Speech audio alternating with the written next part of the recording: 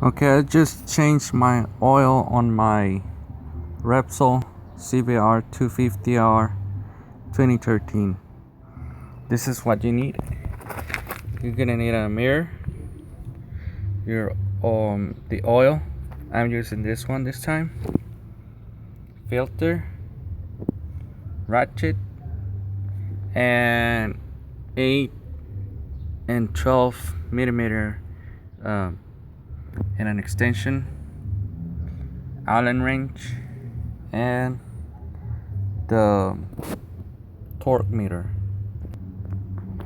I've seen guys that they remove all this plastic.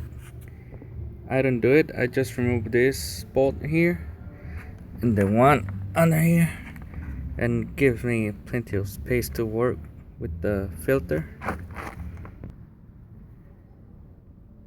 For these bolts, you're gonna need the 8 millimeter and the torque. Let me just check. Okay, the torque for these bolts should be 12 Newton meter. Pay attention to this because I broke one of these. I didn't pay attention to that. So it's 12 Newton meter, and the dice you're gonna need is 8 millimeters.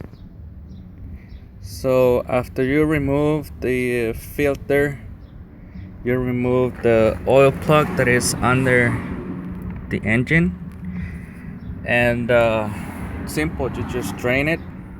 You open the oil cap so it flows better, and then you put everything back. I put the filter first, then close it properly, and then I put the plug and I check the torque. This is when I use the mirror so I can easily see the torque on the oil plug, which has to be 24 Newton meter. Pay attention to that too. Don't tie too much because you may break it. After putting the plug, I put the oil in. I put 1.5 liters. Properly check the level, and then close this tight, clean it, close it, and then put this bolt back,